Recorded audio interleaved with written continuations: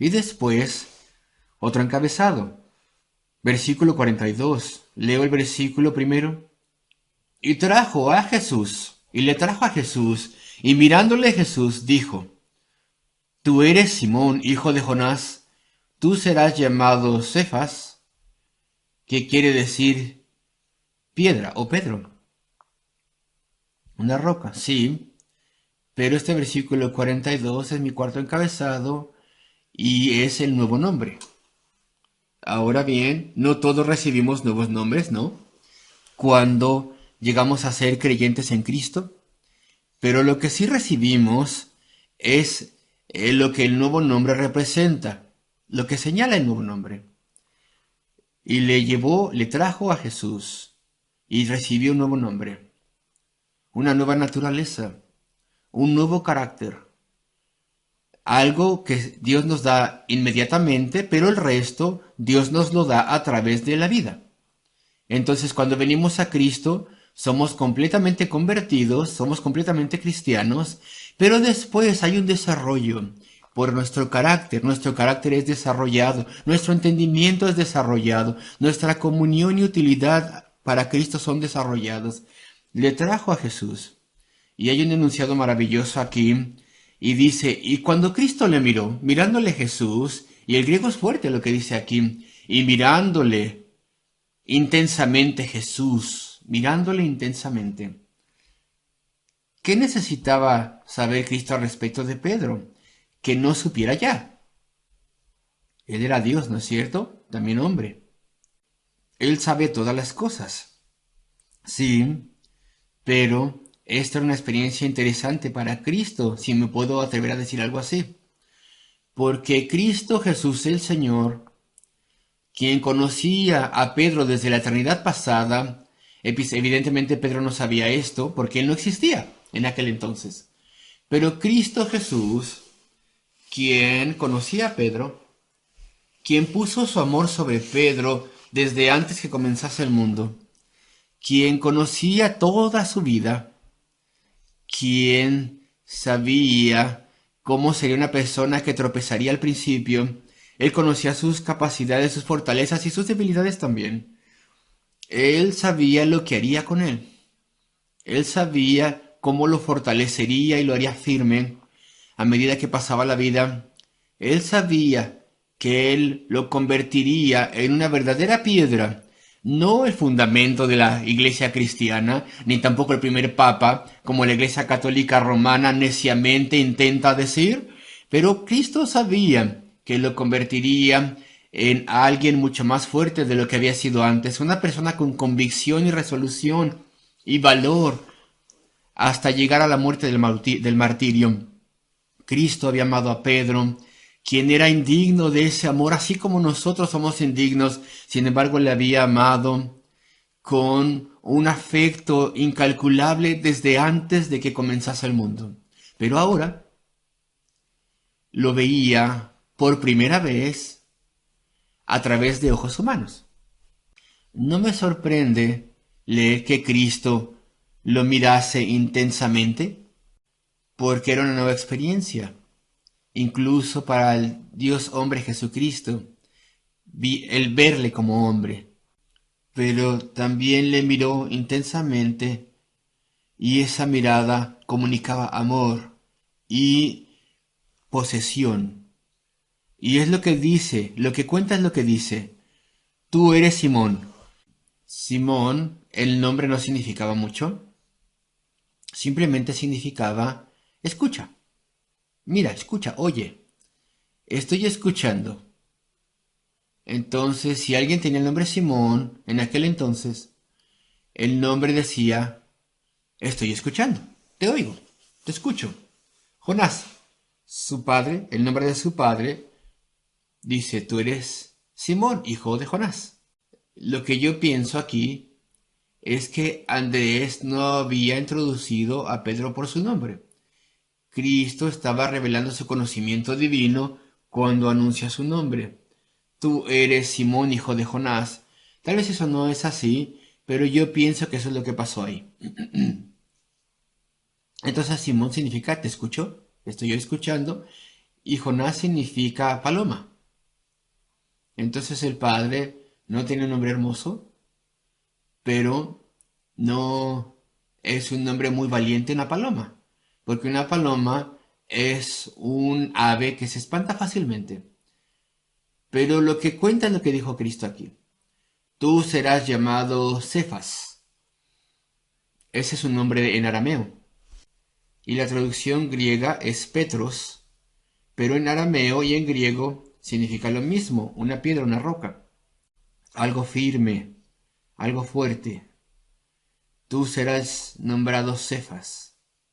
Petros, Pedro, fuerte, una piedra fuerte. ¿Qué quiere decir? Dice Juan, una piedra, Pedro. Iba a tener un nuevo carácter. Y cuando somos salvos, se nos da una nueva vida, un nuevo carácter. Y ese carácter se profundiza y se fortalece a medida que pasan los años. Nunca te conformes al mundo. El apóstol Pablo dice en Romanos 12, no os conforméis a este mundo, porque si te haces un cristiano mundano y dependes del entretenimiento mundano y estás dominado por la música mundana también y todas esas cosas, entonces te conviertes en una persona mundana y avariciosa, entonces te vas a moldar al mundo. Y el carácter que avanza, que Dios te dio, no puede avanzar. Serás como un mundano, amoldado y conformado al mundo. Y entonces, más y más tendrás las características de un mundano. Pero si permaneces lejos del mundo, entonces Cristo hará que crezca aquello para lo cual ha diseñado que crezca en ti. Y entonces vemos muchas personas y conocemos muchas personas como pastores que tienen toda la evidencia de este carácter cristiano que crece y crece en fortaleza y en afecto y sensibilidad y capacidad y también entendimiento. Y entonces vemos su comunión con Cristo. Y es evidencia esto de que tienen comunión con Cristo, experimentan oraciones respondidas, conocen las doctrinas de Cristo. Y a Pedro se le dio algo de esto inmediatamente, pero otras cosas se desarrollaron a través de los años. Y ese fue mi cuarto encabezado, el nuevo nombre, el nuevo carácter. Y mira el versículo 43. El siguiente día quiso Jesús ir a Galilea. Y si lo leemos de forma correcta, lo entendemos de forma correcta, si lo entendemos de forma correcta, justo antes de ir conoció o encontró a Felipe, otro discípulo, otro que sería discípulo, y le dice, sígueme, le dijo inmediatamente. Y Felipe era de Bethsaida. Así que esto fue el principio del camino a Galilea antes de que él se pusiera en marcha. Felipe era de Bethsaida, la ciudad de Andrés y Pedro, versículo 44. Versículo 45, Felipe halló a Natanael y le dijo, hemos hallado a aquel de quien escribió Moisés en la ley, así como los profetas, a Jesús, el hijo de José de Nazaret. Entonces mi quinto encabezado aquí es luz en la palabra. Ya lo había visto en cierto sentido, pero ahora de forma explícita lo dice. Felipe, hemos hallado a aquel de quien Moisés en la ley, así como los profetas, no solamente Moisés sino los profetas, de quien escribieron ellos, a Jesús de Nazaret. Él es el Mesías, un hijo de un hombre, hijo de José, pero él es el Mesías. Y Felipe le introduce así a Natanael. Es un comentario muy revelador. Y comencé este mensaje diciendo que la mayoría de los judíos no pensaban así en aquel entonces. Ellos no interpretaban los libros de Moisés viendo a Cristo. Pero Felipe y también Natanael parece ser eran gente con entendimiento. Ellos leían esos libros y veían ahí a Cristo. Y cuando leían las profecías, veían a Cristo. Tenían entendimiento. Y esto es algo que obtenemos cuando venimos a Cristo. Es algo maravilloso. de repente comenzar a ver las escrituras y ver las doctrinas, comprenderlas. La doctrina de la depravación del hombre, por ejemplo. De repente lo vemos ahí y vemos que esa es la enseñanza de la Biblia, de la Escritura. La doctrina de Cristo también. Mucha luz es la que recibimos en cuanto creemos, tantos descubrimientos que podemos hacer. La unidad de la Biblia. Cristo está en todas partes. Él es el gran cable, el gran hilo, el gran tema, de principio a fin. Y Felipe y Natanael ya eran creyentes. Ellos necesitaban a Cristo, pero ya le estaban esperando y creían en Él. Y entonces lo vemos eso aquí. Esta luz en sus palabras. Ellos ya tenían entendimiento. Y después Natanael, versículo 46, Natanael le dijo, ¿de Nazaret puede salir algo de bueno? Y yo no creo que en ninguna forma está diciendo algo derogatorio respecto de Nazaret. Y bueno, muchas personas sí lo hacían porque era un lugar oscuro, un lugar que no era importante. Pero lo que él está diciendo es, ¿acaso no dice que el Cristo viene de otra parte que no es Nazaret en la escritura? Esto no puede ser. Y él estaba en lo cierto, claro. Pero él no sabía que Jesús de Nazaret no venía de Nazaret. Él nació en Belén, de acuerdo a la escritura. Pero él no se había dado cuenta de eso, no lo sabía. Y Felipe parece que no conocía la respuesta de ello al respecto, todavía de eso no sabía nada. Entonces simplemente dice, ven y ve, ven y ve. Si tan solo lo vieras, todas tus dudas serán respondidas. No tendrás más dudas. Y el versículo 47. Cuando Jesús vio a Natanael que se le acercaba, dijo de él, he aquí, un verdadero israelita en que no hay engaño. Bueno, vemos que la mayoría de los israelitas, como digo, una y otra vez no esperaban al Mesías.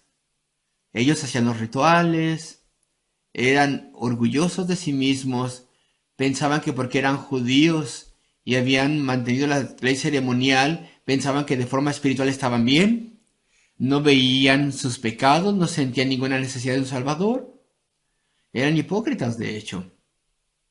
No vivían de acuerdo a los mandamientos y aún así pensaban que tenían un buen estatus con Dios. Pero aquí hay un hombre y Cristo lo sabía desde incluso antes de que hablase con él. Aquí había un hombre, es decir, Natanael, que era un hombre sincero. Un sincero creyente, alguien que sinceramente creía en las promesas de que el Mesías vendría. Quien vivía ante Dios en sinceridad. Y Jesús de Nazaret le mira y lo identifica. Y puedo ver, dice, en verdad, tú eres una persona sincera. Tú crees las cosas que lees. Eres alguien humilde ante Dios. Verdaderamente eres sincero cuando te arrepientes y te esfuerzas por evitar el pecado. Tienes un anhelo de que venga el Mesías. Tú confías en el perdón de Dios. Y Natanael está sorprendido. Él sabe al respecto de mí, dice Natanael. Él sabe que yo te anhelo estas cosas y que soy ferviente al respecto de estas cosas. Versículo 48 le dijo a Natanael, ¿de dónde me conoces? ¿Quién te dijo estas cosas de mí? No cómo, sino ¿de dónde? ¿De dónde viene tu conocimiento? Yo no sabía que la gente hablaba de mí.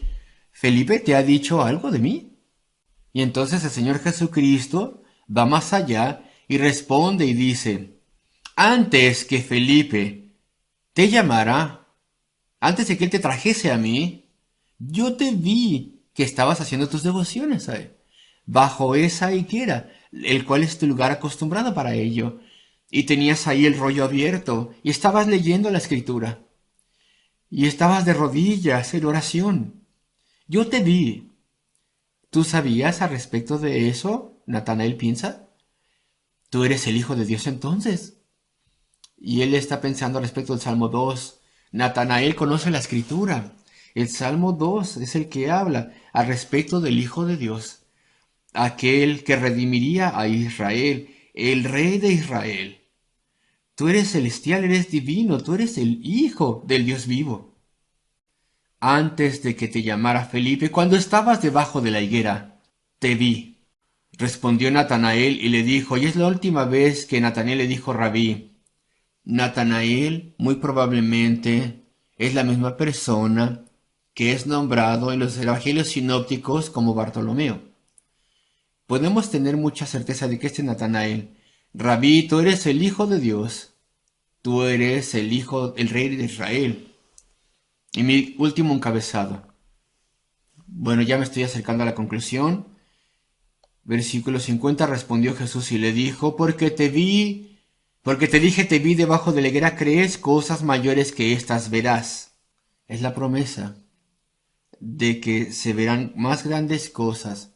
Ese sería mi sexto encabezado, y estoy llevándome, espero yo, de forma más organizada. Y vamos a ver entonces el encabezado de la promesa de más grandes cosas. Quiero señalarte algo en este último versículo. Sí, versículo 51.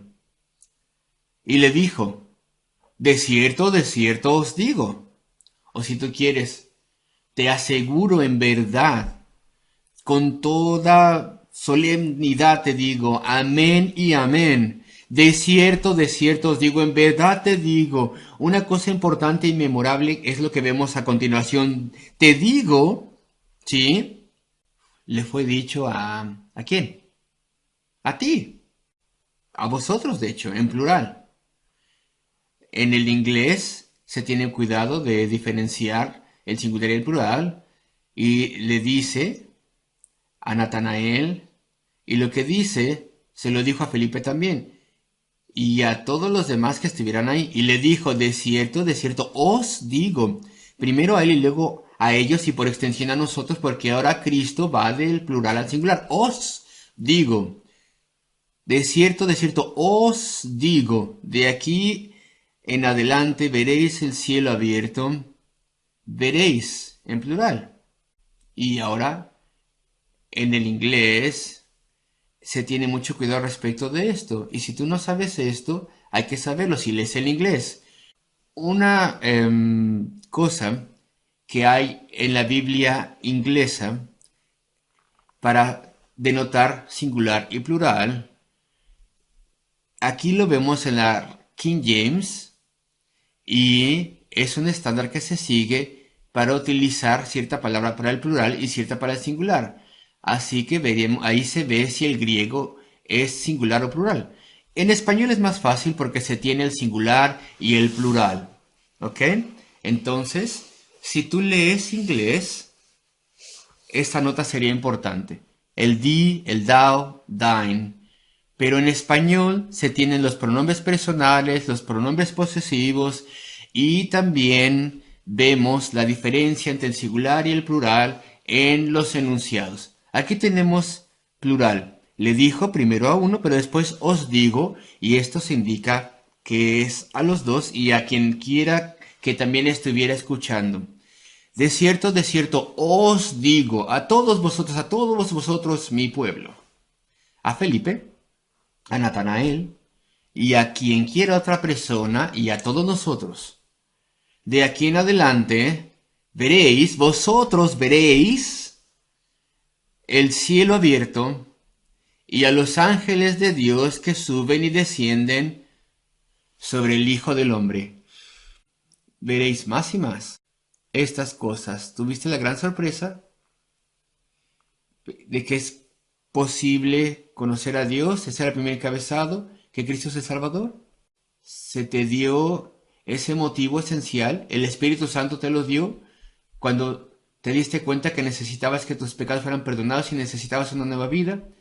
Creíste, mostraste la evidencia de la fe, o por lo menos en el pasado fue así. Tengo que decirle a todos mis seres amados, tengo que decirle a todo mundo, esa es la evidencia de la fe. Se te dio ese nuevo nombre, si no de forma literal, si tuviste esa nueva naturaleza. Se te dio luz, entendimiento de la palabra, ahora ves a Cristo en la palabra de Dios. Y todas las doctrinas, y descubres cosas constantemente. Y ahora tienes la promesa de más grandes cosas. Las grandes cosas que ellos vieron, bueno, pues estaban con Cristo. Vieron su conocimiento infinito, vieron que Él incluso podía leer los pensamientos de los que estaban a su alrededor, vieron sus milagros. Le vieron ir a la cruz del Calvario, vieron ese grande acto de reconciliación, el cielo abierto y los ángeles de Dios descendiendo y ascendiendo sobre el Hijo del Hombre. Eso se toma de la experiencia del sueño de Jacob. Vieron ese grande acto de reconciliación. Por lo menos lo verían después. Vieron al Señor resucitado, la ascensión de Cristo. Vieron cosas maravillosas. La mayoría de ellos fueron martirizados. Fueron a la gloria y vieron las cosas más grandes imaginables, y lo mismo pasará con nosotros. Una vez que somos salvos, estamos en el camino al descubrimiento, vemos muchas cosas, recibimos tantas respuestas a nuestras oraciones, recibimos tanta ayuda, recibimos tanto la Escritura, sentimos mucho más certeza y seguridad de salvación y bendición, y un día le veremos. Así que está la promesa donde dice: todos vosotros veréis más grandes cosas. Así que esos fueron mis encabezados, una breve excursión a través de la experiencia de los primeros discípulos, viendo cómo eso refleja en nuestras vidas la salvación. Y mi título esta mañana es La biografía de un alma. Y en los versículos que vamos a estudiar hoy, en esta última parte del primer capítulo del Evangelio de Juan, aquí estamos estudiando el Evangelio de Juan, y este pasaje verdaderamente incluye muchas de las cosas que podemos identificar en la conversión a Cristo. Vemos aquí a los primeros discípulos a quienes Cristo les habla, y la respuesta a Él y sus palabras que Él tuvo para ellos. Y aquí tenemos palabras maravillosas. Y comenzamos aquí con el capítulo 1, versículo 35. Tenemos el día 3 de estos 4 días que se explican en esta parte por el apóstol Juan, al principio mismo del ministerio del Señor Jesucristo.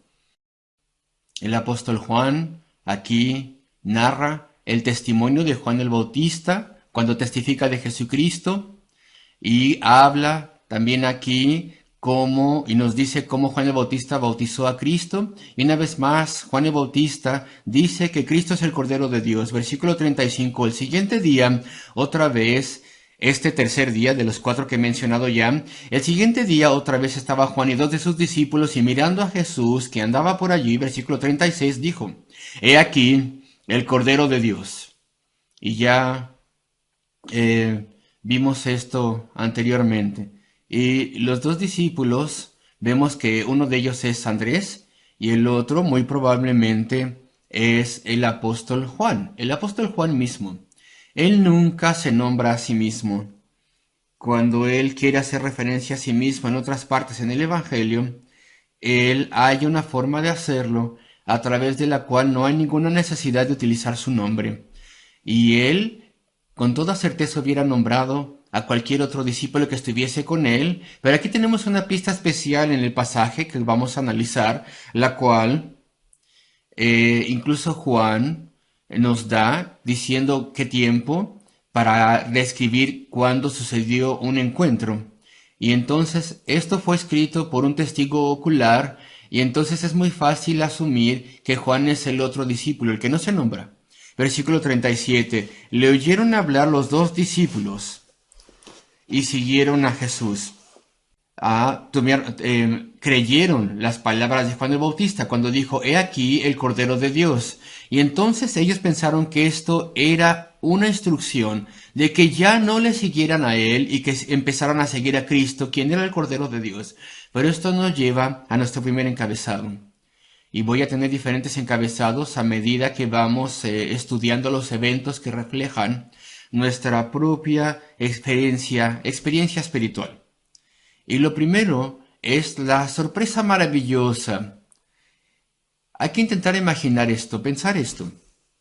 Probablemente es la segunda vez que han escuchado esta gran explicación que dice: He aquí el Cordero de Dios.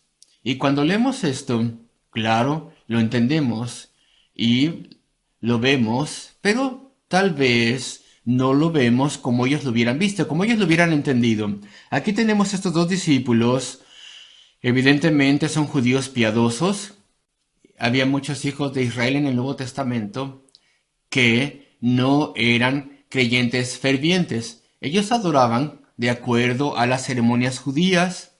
Ellos pensaban que eran siervos y seguidores de Dios, pero no estaban poniendo ninguna atención a las profecías o las grandes promesas del Antiguo Testamento. No veían ninguna necesidad de un Mesías, de alguien que pagase por su pecado, de un salvador de pecado.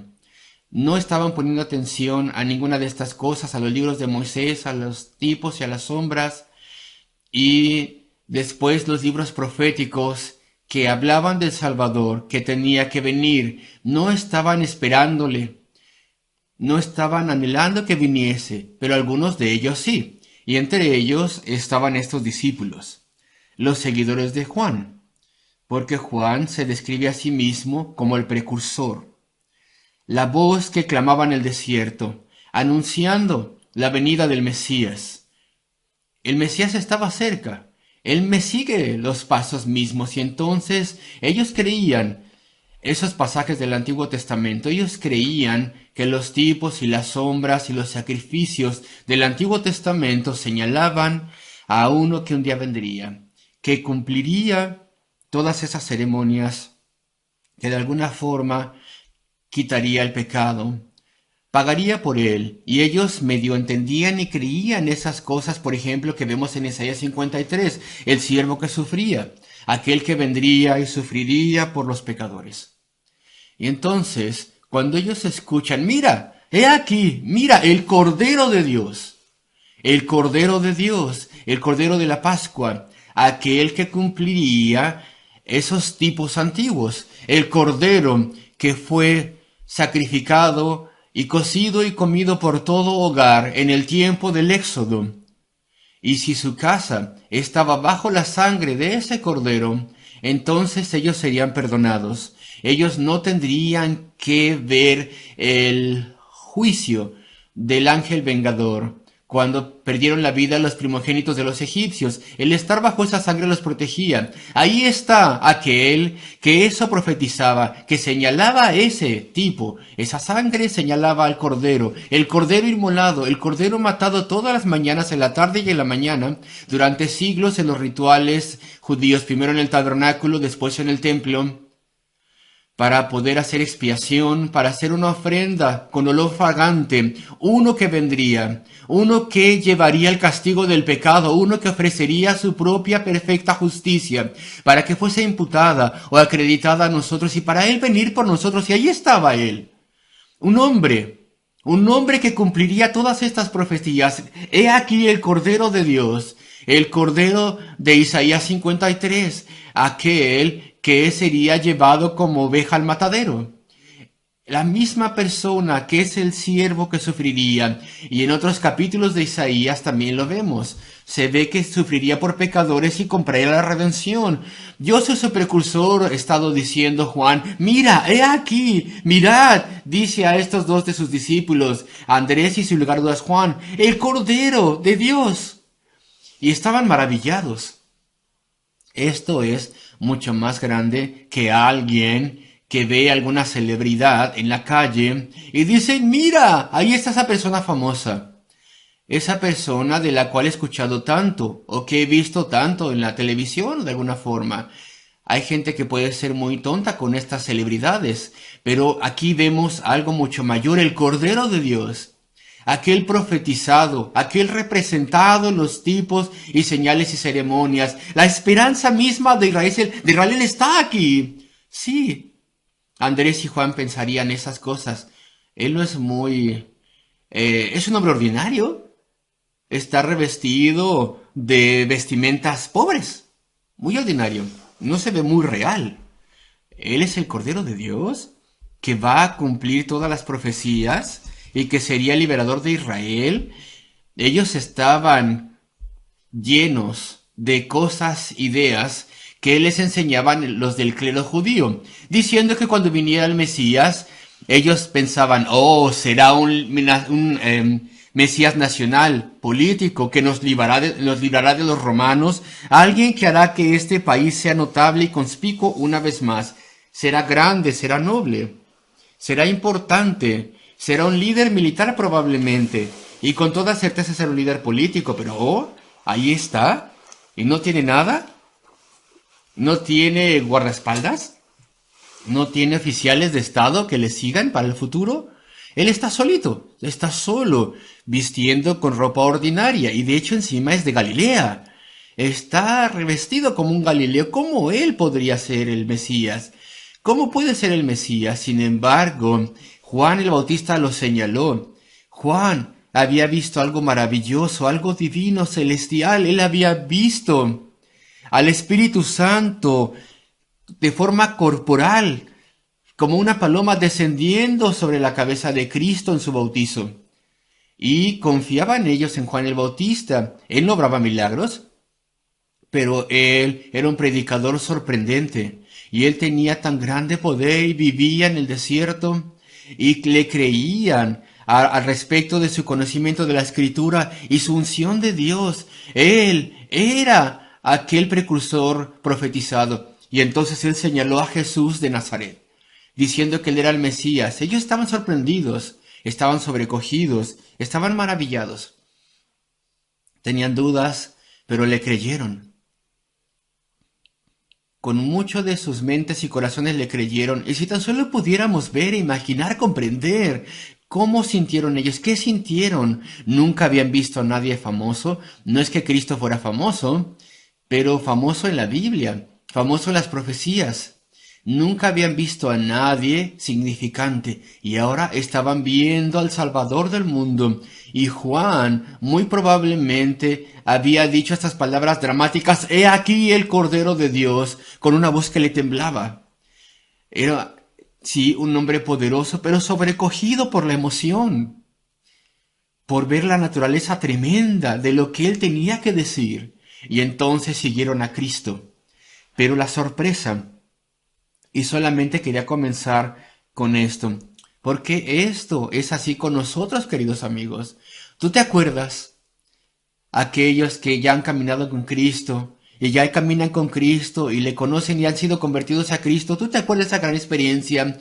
¿Tú te acuerdas cuando primero entendiste esto? Cuando primero escuchaste con fe, y de alguna forma el Espíritu Santo obró de tal forma en tu mente y tu corazón, que tú entendiste y supiste que esto era verdad. ¿Tú te acuerdas de ese primer momento cuando verdaderamente entendiste que había reconciliación con Dios, que había salvación, que había un Salvador que había venido del cielo y había muerto en la cruz del Calvario para poder pagar el castigo de mi pecado? Y de repente lo entendiste, como si tú nunca lo hubieras escuchado antes, como si nunca hubiera sido algo real para ti. La salvación, la nueva vida, el perdón de todos tus pecados, el caminar con Dios, el conocerle, el tener acceso a Él en oración, el tener certeza del cielo, el tener certeza de pertenecer a Él, de tener a Cristo como mío, como tuyo. Estas cosas fueron nuevas, maravillosas y sorprendentes también. Y tú siempre habías estado distante antes de la conversión. Tú verdaderamente nunca habías creído bien antes. Verdaderamente te habías mantenido lejos de Dios y de Cristo. Nunca hubieras podido imaginarte que llegarías a ser un creyente verdadero, pero qué sorpresa cuando tus ojos fueron abiertos y primero te diste cuenta de que esto era posible, de que esto era verdad, de que esto era real. Y viste la sorpresa. He aquí, el Cordero de Dios, el Salvador del mundo. Y entonces miraron, y fueron compelidos a seguirle. Pero esto refleja, en cierta forma, nuestra propia experiencia de conversión. Y después quiero llevarte al versículo 38. Los dos discípulos le escucharon hablar y siguieron a Jesús. Y en el versículo 38, y volviéndose a Jesús y viendo que le seguían, les dijo: ¿qué buscáis? ¿Qué buscáis? Ese es mi segundo encabezado, necesito apurarme. El motivo esencial. Ellos necesitaban un motivo, una razón, un objetivo. ¿Qué buscáis? ¿Qué queréis? Es una pregunta que les escudriña, de hecho, escudriña su corazón. ¿Por qué me estáis siguiendo?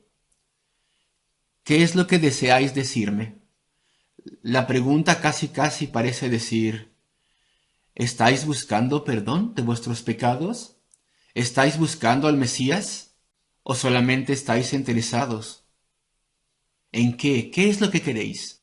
Pues lo que ellos querían era seguirle, querían ser sus discípulos, querían aprender y la forma de decirlo era decirle, ¿dónde te quedas? ¿Dónde moras? Es una forma de pedir una invitación. ¿Dónde moras? ¿Dónde te quedas? ¿Dónde te hospedas? Y claro que les dice, venid y ved. ¿Y qué es lo que estáis buscando? La pregunta vital que tú necesitas es una razón, un motivo para acercarte a Cristo. Tú vienes a nosotros con cualquier motivo que tú quieras. Y quiero hablarle a estos cristianos. Quiero hablarle a alguien. Quiero tener una buena discusión intelectual al respecto de Dios y la fe. Bueno, bien, vamos a intentar ayudarte. Vamos a intentar responder tus preguntas. Vamos a hacer lo que podamos. Pero si tú quieres acercarte a Dios, acércate a Cristo, pues tienes que tener el motivo correcto. Acércate a nosotros con cualquier razón que quieras, ok. Somos sus siervos. Pero si tú quieres que Dios escuche tu oración o tu clamor, entonces tienes que tener los motivos correctos. ¿Qué estás buscando? Solamente te acercas a Él si quieres perdón, si quieres vida, si quieres entendimiento, si quieres su ayuda. Cuidado con tus motivos. Yo no quiero eso. Yo no quiero que alguien me salve. Yo no quiero una nueva vida tampoco. Yo no quiero perdón total, completo de mis pecados. Yo no quiero a Cristo. Yo solamente quiero un poco de ayuda. Vendré a Cristo si tú me ayudas a ser un poco mejor. Yo no soy tan malo, de hecho. Tengo buenos puntos, la verdad. Estoy bien, la verdad que sí. Solo necesito, bueno, pues un poquito de ayuda, 20%. No, pues no te molestes, no. No vayas a él. Él solamente está disponible si tú te das cuenta que necesitas ayuda al 100%. Necesitas una nueva vida, necesitas su perdón.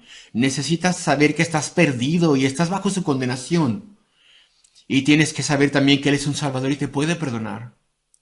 La pregunta, de hecho, es de inmensa importancia, y esto escudriña nuestro corazón, y escudriñó a esos dos discípulos. ¿Qué buscáis? ¿Qué tenéis en mente? Porque solamente podemos venir a Él. Con el segundo encabezado seré rápido. Solamente puedes venir a Él sabiendo, conociendo tu necesidad. Solamente puedes venir a Él humildemente. Solamente puedes venir a Él sabiendo que eres indigno, sabiendo que eres uno que sabe que necesita su salvación que Él solamente da libremente, y que necesitas una nueva vida, y que necesitas que se te ponga camino al cielo. ¿Qué buscáis? Es una pregunta importante, de hecho. Ellos le dijeron rabí, que traducido es maestro. Fue la última vez en la narrativa de la escritura que le llamaron maestro. Después de ahí en adelante, siempre en los 4 evangelios, de ahí en adelante le llamaban Señor. Eso está mucho mejor. Maestro solamente es algo respetuoso, pero una vez que tuvieron este encuentro con él, ya sería su Señor de ahí en adelante, aquel que gobernaría sus vidas. ¿Dónde moras? ¿Dónde te hospedas? Y versículo 39. Y esto nos lleva a otro encabezado. El siguiente. La evidencia de la fe. Versículo 39 les dijo, venid y ved. Fueron y vieron dónde moraba. No se nos dice dónde, si era un cierto lugar, con una persona que creía, si estaban en cierto lugar, allí estaban en un lugar para que ellos pudieran quedarse, y dice así, se quedaron con él aquel día porque era como la hora 10. No podemos saber cuándo fue esto, porque puede ser de acuerdo a la forma romana de decir las cosas o la forma judía de calcular las cosas. Es decir, que podría ser 10 de la mañana o 4 de la tarde. Supongo yo que eran las 10 de la mañana, es lo que creo yo. Y pasaron todo el día con él. En vez de que las 4 de la tarde, y solamente tenían un par de horitas que le quedaba al día. Pero eso es solamente mi especulación, porque era como la hora décima. Y estamos hablando de un testimonio de un testigo ocular. Y el otro discípulo, aparte de Andrés, tiene que haber sido Juan. Versículo 40. Andrés, hermano de Simón Pedro, era uno de los dos que había oído a Juan el Bautista y había seguido a Jesús. Aquí vemos la evidencia de la fe. El primero, después de esta larga sesión con Cristo, él primero encontró a su hermano, Simón, y le dijo: hemos hallado, versículo 41, al Mesías. Estas son maravillosas palabras que decir. Estoy segurísimo, le dice a él, hemos encontrado al Mesías, que traducido es el Cristo, que declarado es el Cristo, el ungido de Dios. Entonces él fue a Simón para que se convirtiese en Simón Pedro, y entonces le anuncia que habían encontrado al Mesías, el que fue predicho en los libros de Moisés, en los tipos y las sombras del Antiguo Testamento, aquel predicho por los profetas. Si tan solo pudieras hablar con él, lo sabrías. Él tiene tan grande autoridad, tan grande profundidad de su conocimiento, y su comportamiento está lleno de amabilidad, lleno de amor. Es sorprendente esto. Él solamente se viste de un manto galileo y se viste de forma simple. No es lo que esperábamos. Pero Juan el Bautista señaló que era el Mesías y hemos probado que es verdad.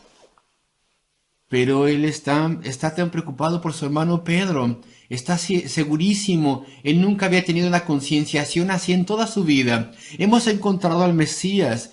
Y porque esto es muy importante para él, habían encontrado al Salvador del mundo. Entonces él tenía que compartirlo. Esa es la evidencia de la fe. ¿Verdaderamente encuentras a Cristo? Entonces necesitas compartirlo con todo el mundo. ¡Qué tragedia! Que después de poco tiempo tendemos a perder esta preocupación de hacerle conocido, esta preocupación de que otros puedan saber de Cristo. Pero esta es una de las grandes señales de la nueva fe. Una fe que acaba de ser descubierta, una fe en Cristo. Hemos encontrado al Mesías, que traducido es el Cristo.